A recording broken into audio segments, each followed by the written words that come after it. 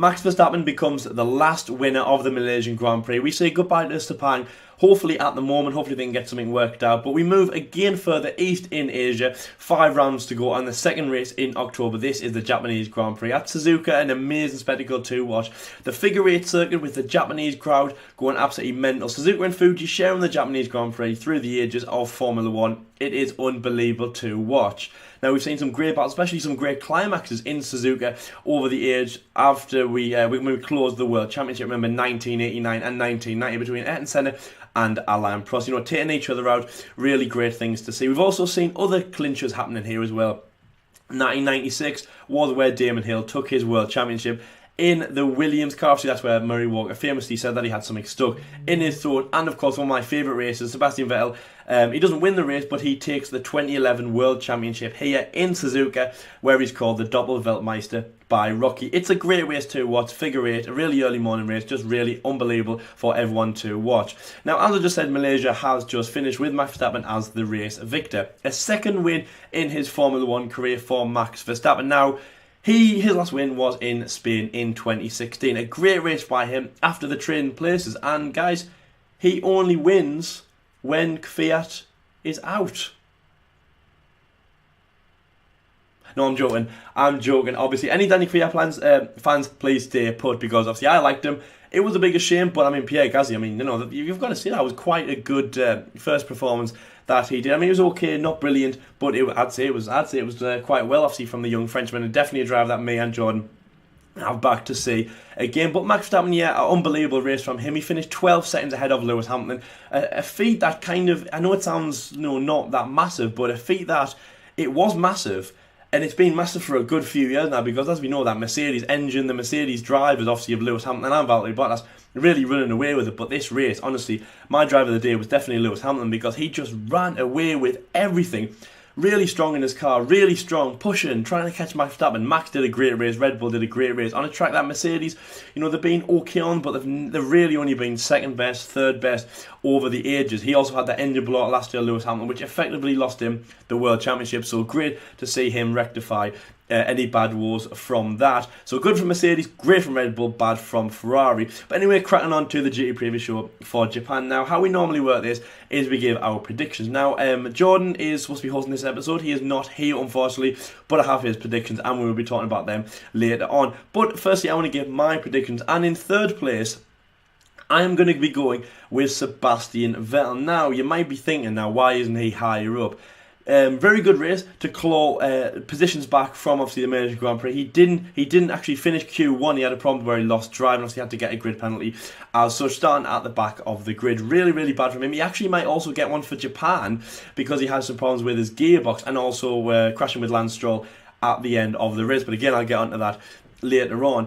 So it's very, very hazy about what can happen, but I mean, I'm just kind of going on the basis that he might get one, or even if he doesn't, I'm still going to say a third place from him. Now, that's the thing, I mean, even if he does, you know, normally do qualify, and I can't see him getting higher than that. Yes, it's a track that he likes. Yes, he's done well here before, but I just, you know, that's all I can see Sebastian Vettel doing at the moment. 34 points behind. He is not going to want to let Lewis Hamilton slip. But I've got to say, Seb, I mean, this year, I just keep looking at you and I just keep thinking, I think you are letting Lewis slip from you just a little bit each race. And if Seb takes 15 points away, I mean, that's good from him. But obviously, from the World Championship perspective, it's not what he wants. In second place, I'm going to sit. Now, I want to put a Red Bull here, but I'm not sure who to put, Max Verstappen or Daniel Ricciardo. Now, Max Verstappen, we all remember what happened in Monaco 2016. He just won in Spain. The ecstasy was amazing. You know, everyone was really happy that this really young guy, 18 years old, had finally won a race in Formula 1. The ecstasy was unbelievable, and then what does he do in Monaco? He crashes, not once, but twice. Crashes in qualifying and crashes in the race. So he goes from ecstasy to agony, which obviously wasn't very good from him. Who do I want to put there? And I'll tell you who I'm going to put there. I'm going to put Daniel Ricciardo. Now, Max will love the vibe that he's getting at the moment. He was at 50% in Singapore, obviously crashing out in there. He was 50% retirement rate through the whole season, and then he won the race. He went from, as I've just said, he went from agony to ecstasy. You know, he really absolutely loved that attention.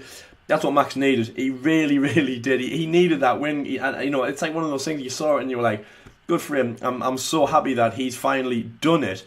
Yet he had a second win, but he's finally done it over basically his teammate winning twice, like between where he won. Obviously, he won in 16, Spain 16. Daniel Ricciardo won in Malaysia 16, so obviously a year ago around this period, obviously this round. And then he won again in Baku this year, which is a great race by Ricciardo. But Verstappen being like, oh god, with that, and also with that 50% retirement rate, he'll have felt a little bit hot under the collar. I think he'll have a good race this. I think he'll have a good race in Suzuka. He might have a 4th or a 5th or something like that, but I think Daniel Ricciardo will come in 2nd place. Great race from him. He's always consistent. And, I mean, this is looking like one of the best years for Ricciardo. Hopefully, this can catapult him into winning the World Championship next year. And obviously, I'm not saying anything yet, but, that could be how my way goes. I hope no one sees this and archives it for next year. And, of course, my winner is Lewis Hamilton. Now, as I said, Lewis Hamilton, he's running away with the World Championship. He had a great Malaysian Grand Prix. Definitely my driver of the day. He was on point so much. Those Red Bulls were lightning fast. Now, the Mercedes weren't dominant like they always are. I mean, Valtteri Bottas, slipping down didn't make the podium positions. So they maybe weren't on form, and you can't have a track that they're always on form. They are going to be beaten. Obviously, they have been by the Red Bulls and the Ferraris before, but Lewis Hamilton was unbelievably strong, unbelievably quick in this car. It really was unbelievable to see that. Big gap of 34 points, and also when I was just about to spill the beans before that, I was going to say Seb gets 15 points, Lewis gets 25. That's 44 points. So we like that. Do you get what I did there?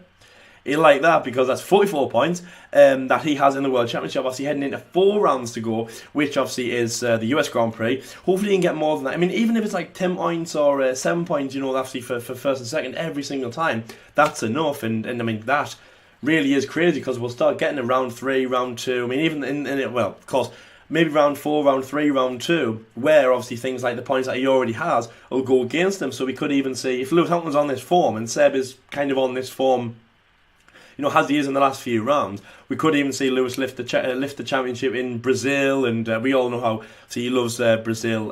He loves driving in Brazil. That's obviously where he lifted his 2008 World Championship. So he'd love to do it there, of course. That is obviously my top 3. Now I'm going to discuss Jordan's top 3. Okay. Now he's gone quite an interesting way, kind of an old school, kind of reverted to like the normal way we do the GTB preview shows. Now in 3rd place, he's put Valtteri Bottas. Now these Mercedes engines, it's shown that they're going fast, that they're going really reliable.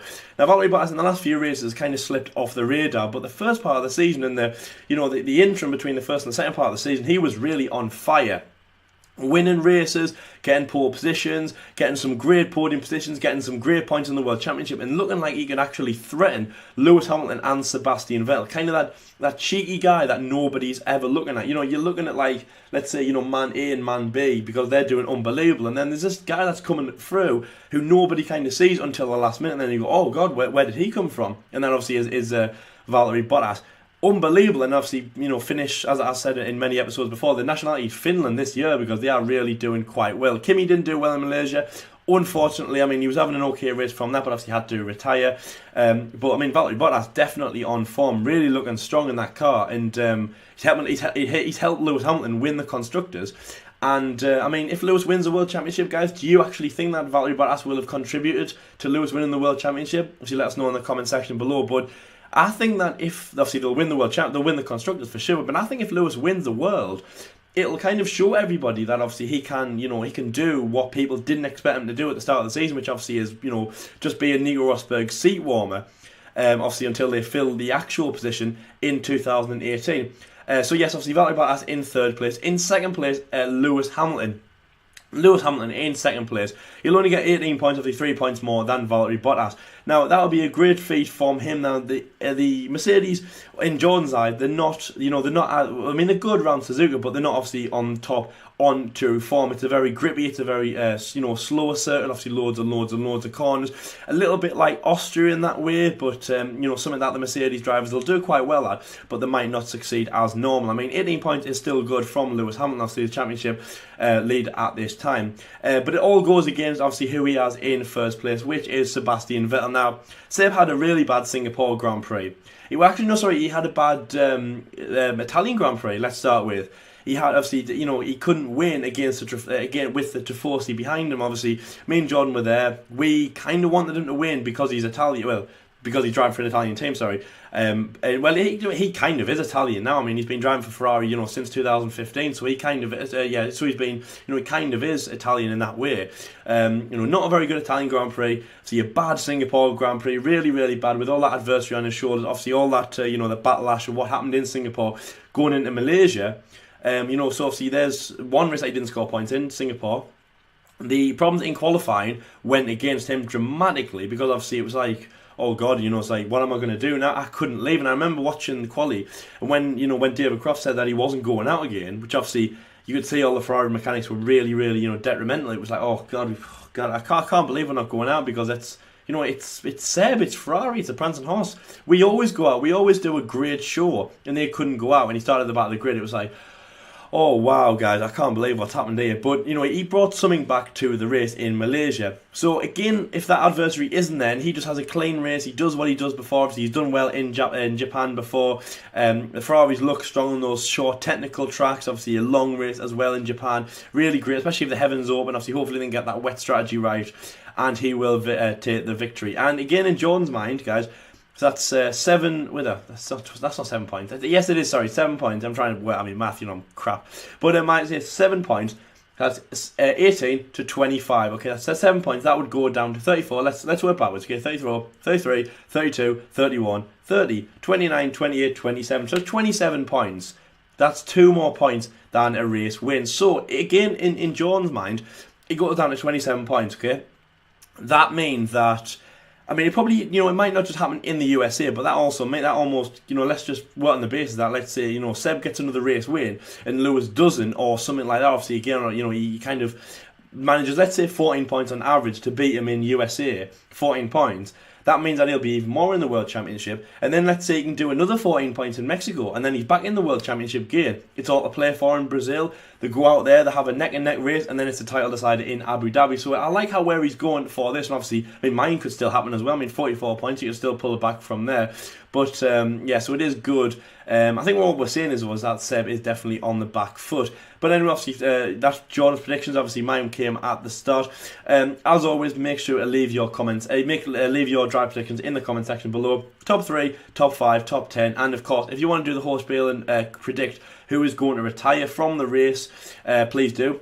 If you don't have any retirements, just put, obviously, who will finish 11th to 20th. The McLarens will probably be there, either retired or, maybe lower down in the results. Even though, Stoffel Vandoorne, fantastic result from him. He's looking like one of the strongest McLaren. He's looking like the strongest McLaren driver out of them both. But obviously, we'll get onto them later on.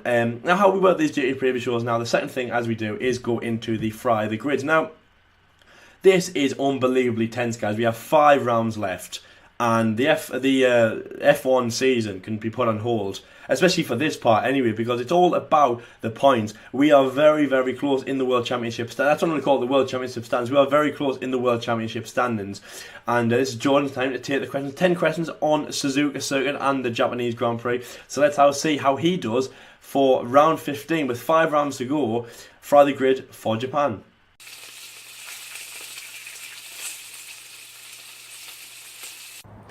Konnichiwa everyone, this is Jordan for Fry the Grid for Japan for the Japanese Grand Prix. Question 1. Which year was Formula 1 first televised worldwide? And the hint is that obviously it's the Japanese Grand Prix. Yes, obviously. It would have been 1976, obviously, that is between James Hunt and Niki Lauda. That is correct, very good. Question 2. What is the capacity of Suzuka Circuit? Oh dear.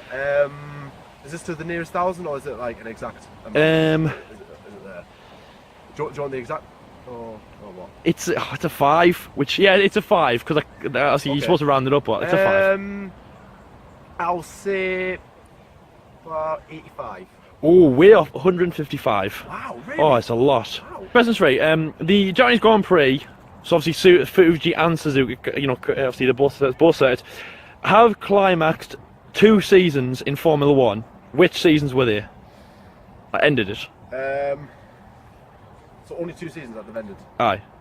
I shouldn't have told you that, but I've just told you 2 seasons, so I meant obviously you were just supposed to tell the years, but I've given you 2 seasons, so that's a hint.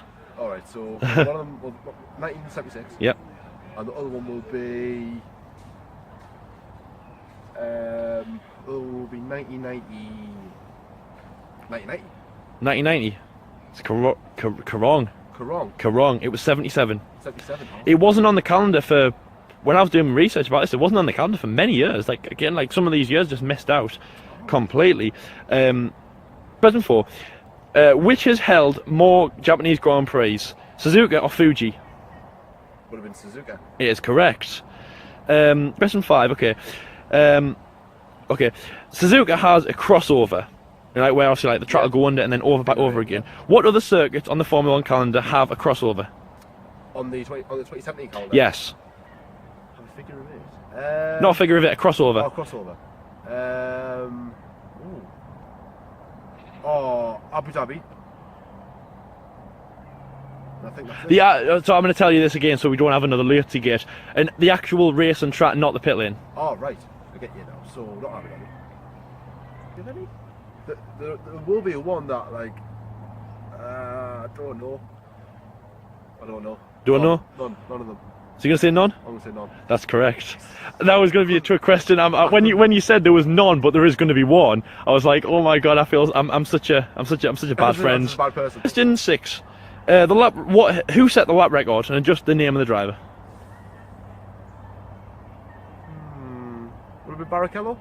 It was Kimi Räikkönen. Kimi Räikkönen. Yep. Oh, 2005 yeah. MC Laren. I remember in the exact same race he pulled that amazing overtake on Fernando Alonso into turn 1. Yep.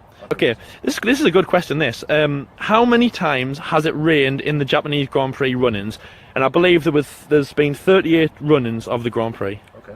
How many times has it rained? Since the first race? Yeah, since the first race. And what I'm going to class as rain is that there has been the use of either the wet compound tyres or the safety car, or for the FIA to deem it a wet race. Well, there's a few I know. Now, I know those... No, there wasn't one in 2010 because that was qualifying. So, there was one in 2014.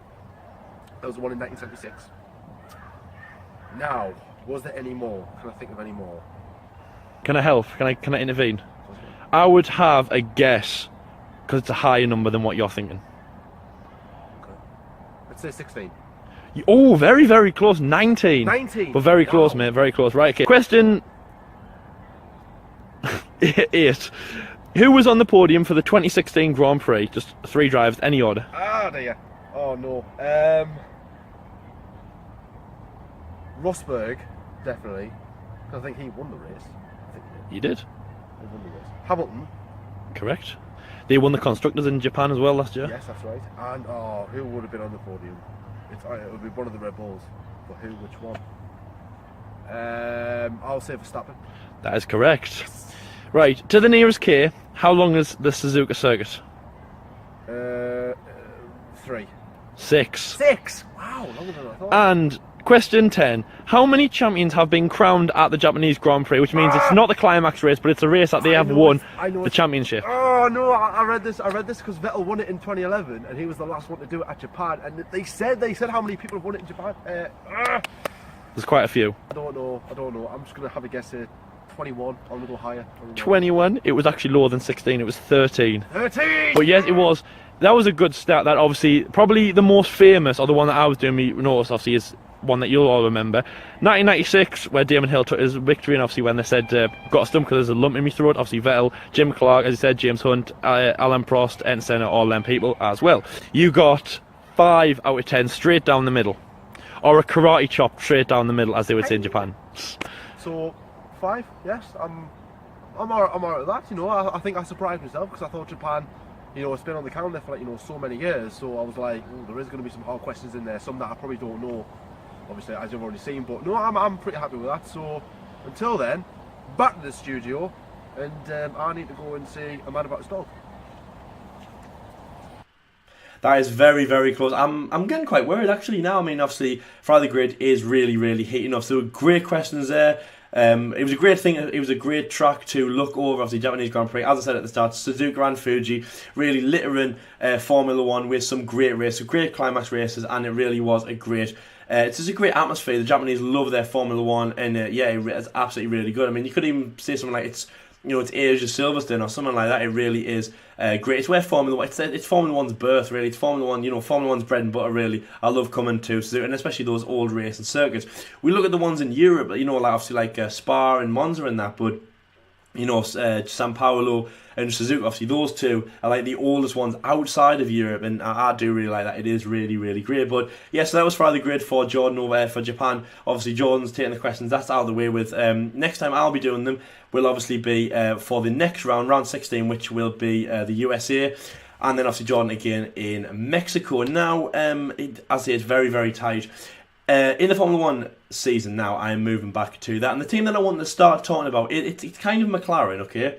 But it's Honda this time that I want to talk about, okay? So now obviously McLaren had an okay race in Malaysia. They finished, both cars finished. One was in the points, obviously that was Stoffel Van Dorn. A great finish from him, really, really strong. Fernando Alonso just missed out on the points position. It wasn't great from them. But Honda, because obviously they're Japanese. Let's start with Honda. So Honda aren't really making an imprint. They haven't really since 2015. I think that's quite clear for everyone to see that they haven't made a good stand, especially what they did obviously in the olden days. They had some great seasons with McLaren, obviously in the going through the 80s and the early 90s, and of course Jenson Button. Honda was the team, and that obviously went into Brawn with a Honda engine. Absolutely amazing performance with Ross Brawn, at the helm, and obviously won the 2009 World Championships. So they're definitely there. It's definitely a great name to have in Formula 1, but since 2015 they have really let kind of themselves and everyone else down. They've had a bad few years with McLaren. Now, McLaren, obviously, you're not very happy with that. Fernando Alonso was about to leave. He was criticising the team. They also let him down in IndyCar. They were letting down Stoffel Van Dorn and also Jenson Button, obviously, he was a big kind of, he's got his name big in Japan and things like that. Now, on the McLaren side, it is bad, but on the Honda side, it's not great for them because they're kind of like, it's not really embarrassing themselves, but they're a big company. They're a big, that country makes loads and loads of big names in not just cars but in bikes as well, like Kawasaki and obviously big racing teams like Toyota and things like that. So they want to do really well also. Now Honda, they've been in McLaren, haven't done very well, and now they're out of a drive. They've been dropped by Sauber. They've also been dropped by McLaren for next year. I think they will go to Renault. So it's like Honda, just not. It is a bit of a difficult situation. I think this race, it's coming into it, I think that there'll be a little bit of tension between McLaren and Honda. Now, there always has been, of course, but in this race, it'll almost be like, right, okay, guys, you've taken me back to, obviously where we're from, and then you're going to put on a big spectacle, and if you're just going to, kind of make a joke of this engine again, like you have been for, a number of years now, especially when obviously Fernando Alonso called a GP2 engine, which was in Suzuka in 2015, if you're just going to do that again, guys, just what's the point in this? So I think there will be a little bit of tension between Honda and McLaren in this race. But on the flip side, though, they could do quite a good result. I said double points in Singapore. I was wrong on Fernando Alonso's side because he crashed out, and I was also wrong on Van Dorn's side, unfortunately.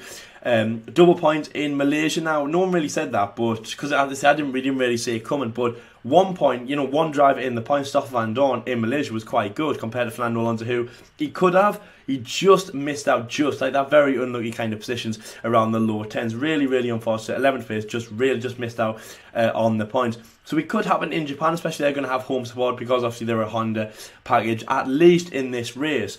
So they could have a good finish, double points, and I've got to say, if they do, it'll help McLaren, obviously, but it'll really help Honda because then they're going to think this is the last race that we've come to with McLaren, and it's actually been quite good. We've had a good time. We've finished with double points, so I think that'll be quite good for them. So obviously I hope that for sure it works out. Now, the next driver we're going to move on to is Lewis Hamilton. Now, as I said at the start, he is pulling this back, and I'm really liking what I'm saying. It's really, really strong from him. He's got a 34-point lead on Sebastian Vettel. Really, really strong. He's a back-to-back winner. Great from him. Now, in Japan, obviously, I have him as my race winner. Jordan obviously has him in second place. Now, I think that he's really going to put on a good show here in Japan. That Mercedes power unit is very, very reliable. It's really, really great, and I think that they can do a really good job from this. Also, Mercedes, great performance by them in Malaysia as well. Obviously, they took the third place from Lewis Hamilton, which was the second place from Lewis Hamilton, which was great, 18 points, and he also took the fourth place, 12 points from Valtteri Bottas. Unfortunately, he couldn't make it on the podium, but obviously 2 Red Bulls was great to see. And I think that this is going to be the race that's going to define the World Championship. The race that basically Lewis Hamilton, either wherever he finishes, first place, second place, or third place, it's going to be the race that he turns everything around and he actually goes to everybody watching. It's going to go, come on, look at this, guys, because this is a race where I'm going to win my 4th World Championship at, well, not actually lift the championship per se, but get enough points to say that, this is mine, and then I can just kind of roll into the next few rounds, obviously USA, Mexico, Brazil and Abu Dhabi, just kind of roll in and go, come on guys, look at this, I've got this in the bag. Seb, on the other hand, will be really, really scared, and obviously Ferrari, that's going to be, it's kind of going to be like really, like long leg tapping, because see, Kimi Raikkonen had to retire from the race. Sebastian Vettel, see, good race from him, got into the points, just missed out on the podium positions. Clawed his way back from 20th and last on the grid, which was a very good feat from him. I mean, we've seen some great performances where he's come from the back of the grid. One of my favourites in that perspective was Abu Dhabi 2012, where he came through from last on the grid. Obviously back then was 24th to 3rd place. So I mean, all that positions that he climbed over 20. I know it's less in this day and age, but I mean, that was absolutely fantastic from him. Ferrari will definitely be scared. They've lost the world of the constructors. You can definitely say that. That is a closed book completely. But if Seb wants to get anything out of this World Championship, he's going to really have to put his foot down. It's going to get to a point where really, you head in the last round, you need to be 25. You need to be under 25 points to still be in the running. You need to be under 50 points in Brazil. You need to be under 75 points in Mexico, and you need to be under 100 in Abu Dhabi.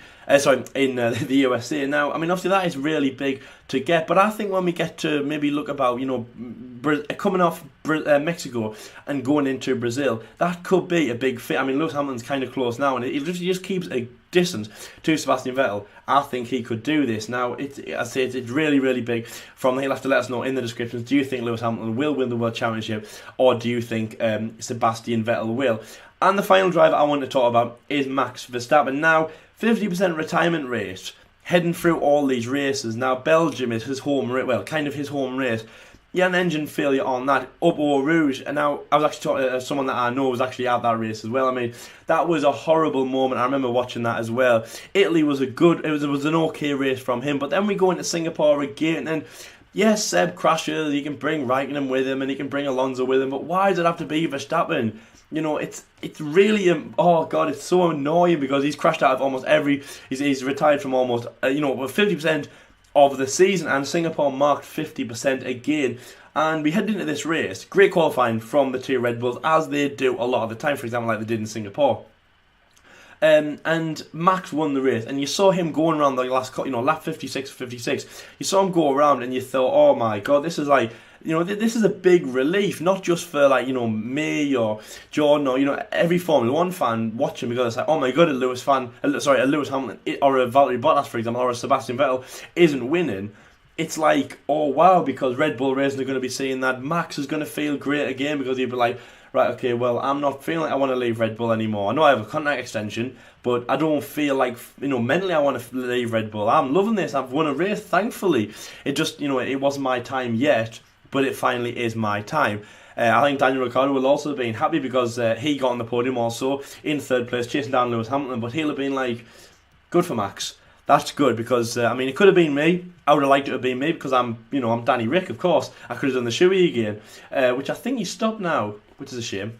But he could have done that. He could have got 25 points, but he's like, oh wow, my teammates now won a race. We're now 1-1 in the world, in the kind of the wins of this year. We're now on par. I'm really, really happy for him, which was a great thing to see. Max is now back on top, and I hope that he takes that ecstasy into Suzuka, and I hope he takes it for the rest of the season also, because Max Verstappen last year, if you remember, he was getting a little bit agitated. Now, yes, because he won in Spain, he kind of maybe a little bit caused that agitation, because I've won before, and I won in my first race with Red Bull, my first race, and obviously after the trading places, after that happened, the big controversy in Formula 1. So after that had happened, I'd won in my very first race in Formula 1.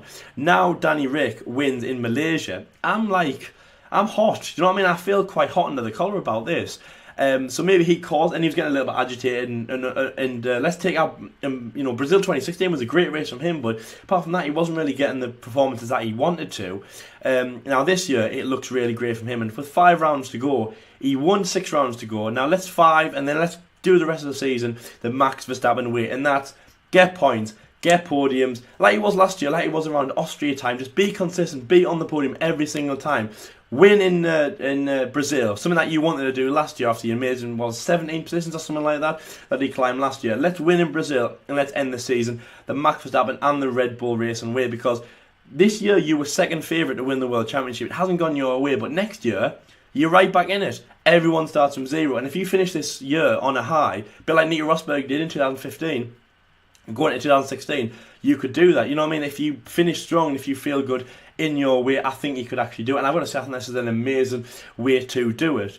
Max, obviously, I hope you have a really good season to end the season. I've got to say, I think there's a lot more kind of belief going into him. But I've got to say, though, as John said, don't count your chickens too soon. Don't say that Max is going to do unbelievably well, because, as I said at the start of the episode, look at Monaco last year. It was a shame. But, you know, and I don't know what the problem was. Maybe he let all that emotion get to his head. But he went from, you know, ecstasy to agony in that space of a week. And that little distance travelled from Catalonia to Monaco. But, I mean, great from him also. Yeah, I mean, Max, really, really good. Red Bull Racing doing really well. They have also got an Aston Martin deal, which they'll be flying high from as well. It's always great to hear good news in Formula 1. And that is obviously a cherry on the cake, especially for me as well. The new the 2017 jacket has the Aston Martin logo on, and I can't wait to see the 2018 one, because we will have a 2018 Aston Martin engine, one of the best supercars, one of the best supercar manufacturers ever built. Obviously, James Bond drives an Aston Martin. DB9's absolutely lovely. Anyway, guys, this is obviously where we're going to wrap up this episode. It was absolutely great to obviously talk about what will happen in Japan. A fantastic race, obviously round 15. We're counting down the clock now, obviously going to the end, to the climax in Abu Dhabi. Anyway, so thank you very much for watching. Obviously, it's been a shorter episode now because Jordan is not with us. Make sure you leave in the comments below, obviously, what you think will happen in the race, your race predictions, and of course, all the drives that I've been talking about today. We've been there we also hope you're enjoying Friday Grid. We've been there for the Debate Show, and until next time, guys, see you later.